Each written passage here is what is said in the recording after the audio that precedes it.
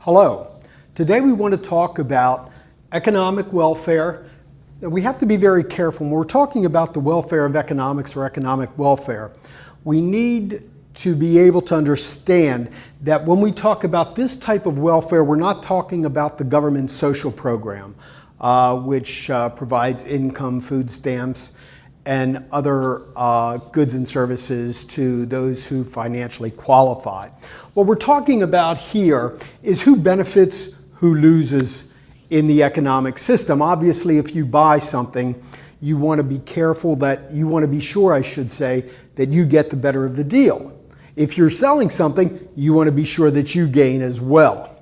We also want to talk about market failure, public goods, and what we call externalities. And a lot of these things will make sense as we go through these particular videos with you. An efficient market, for an efficient market to exist, now we talked about in one of the earlier chapters or earlier concepts, we talked about a market system providing an efficient system, meaning that a buyer will be able to get the actual amount of the good at the lowest price. The seller will be able to sell the maximum amount of the good at the equilibrium price as well. So again, we took a look at that efficiency as everybody benefiting. However, the market is not that forgiving. There are failures in a market. And basically when we talk about market failure, we're talking about two conditions or an efficient market, I should say. When we talk about an efficient market, we're talking about two conditions must exist. The first condition is the consumer's willingness to pay must be embodied in the demand curve. Well, what we mean by this is how it fails is, why would you pay for something that you can get for free? And enjoying that. This past summer or over the summer, sometimes you might go to see fireworks. Rarely is there an admission fee for fireworks because obviously it's out in the open.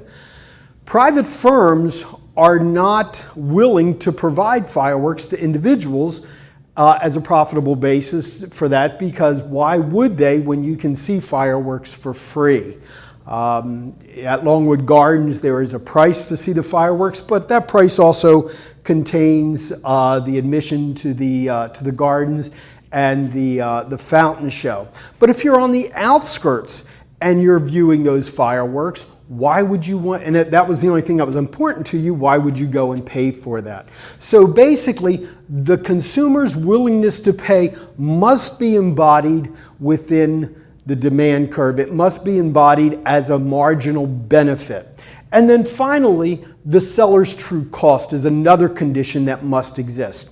If we have a coal burning firm that is emitting pollution into the air, and that pollution is not being accounted for as part of the cost of cleanup to the particular seller or manufacturer of that particular good, then the consumer has to, or society I should say, has to in fact absorb that cost. They have to absorb the cost of the cleanup. They have to absorb the cost of the medical problems that could be encountered because of ingesting the pollution, drinking the pollution, eating the meat, what have you.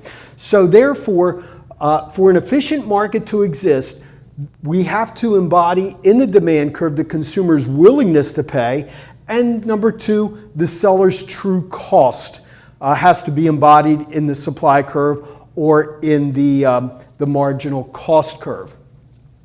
When we talk about market failure, we're talking about the failure of the market to embody those particular goods, to embody the actual consumer willingness to pay for a fireworks display, for the seller to truly be able to account for all the cost, including the cost of the cleanup of pollution, whether it be air, material, what have you.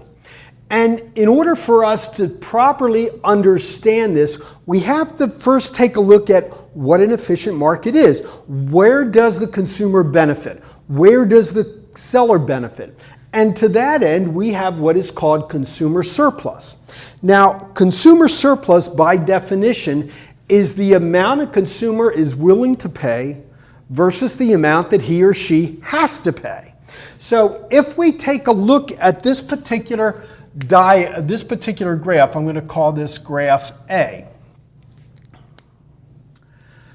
We see that this is the equilibrium price. I did not put in the supply or the marginal cost curve, but we see that this is the equilibrium price, and we picked an equilibrium quantity. Now, the first quantity that the consumer is willing to pay, if we come up, the consumer is willing to pay this price, price 1. However, this particular good, the consumer only has to pay the price at equilibrium. And therefore, this particular person is gaining this area in here. He's willing to pay price at equilibrium. He has to pay price at equilibrium, but he values this first quantity at price 1, a price above that. At the second quantity, he's willing to pay price 2. But again, he only has to pay the equilibrium price. So therefore, he benefits from this. And therefore, the consumer surplus is the amount you are willing to pay versus the amount that you have to pay, i.e. the equilibrium point. This first unit you value a lot higher, and you're willing to pay that. That's like going into Boscov's and picking up a coat that you expect to have to pay $100 for, and the guy says, no, only give me $75 and I'll be happy. You gain. The second coat you value at $80, and the guy says, the salesman says, well, no, all you have to do is give me $75. You gain. Let us take an idea of a person who wants an apple, a consumer who wants an apple. Consumer who wants an apple is willing to pay $1.25 for that particular apple. So you go to the market expecting to have to pay $1.25 for the apple, and the price of the apple is only $1. You gain. You feel richer. You feel like you got something for free, or something that you valued at $1.25 that you got for $1. It's not that you feel that way, you actually did. However, if you went into that same market and you saw apples at $1.26, then you would not purchase the apple because you are not willing to go over the $1.25 value on it. So therefore, you end up paying price times quantity, which is this striped area in here, but you benefit from the area above the equilibrium point out to quantity. So this area in here is considered to be consumer's surplus. The amount that you gain over and above the amount that you have to pay. Okay, unlike consumer surplus, producer surplus is the amount a consumer is willing to pay versus the minimum amount that the seller is willing to provide. Now, the amount that the seller is willing to provide,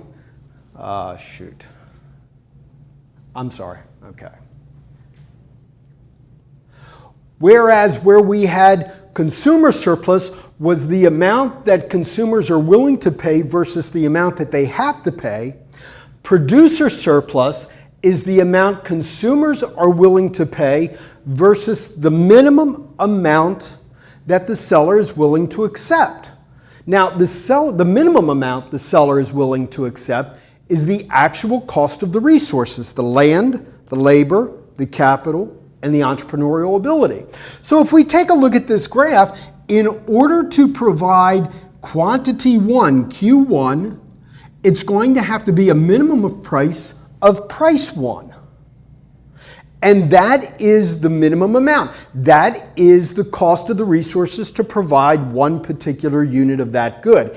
In order to provide a second unit of that good, the supplier has to go out and has to reallocate more resources to the production of this particular good. In that allocation, he or she may have to pay an extra amount of money in order to attract those resources away from other lines of communication or other lines of production. We saw that in the production's possibilities curve. And therefore, in order to provide the second unit, my extra or my marginal costs go up because I have to pay more in order to attract them away from other lines of production. And therefore, I'm willing to accept $2 for quantity 2. So therefore, at this quantity 1, the minimum amount I'm willing to accept is price 1. But you have to pay the equilibrium price, which is price E. The second unit, I'm willing to accept $2, but therefore you in fact are, the consumer is going to pay me the price at equilibrium. So therefore, the first unit, the producer benefits in this little triangle. The second unit, because he's willing to accept $1 and you're giving him price E. The second unit, you're willing to accept this much, but you're giving him price E. So therefore, the producer surplus is this area, which we call area B, and the consumer surplus is area A. So an efficient market is one where we get the proper price of the good at equilibrium, the proper quantity of the good at equilibrium, and therefore everybody benefits. Thank you. If you have any questions at all concerning any of the issues that we've talked about or anything else in the book that we haven't talked about, be sure to email your instructor personally and keep the lines of communication open. Thank you very much and have a great day.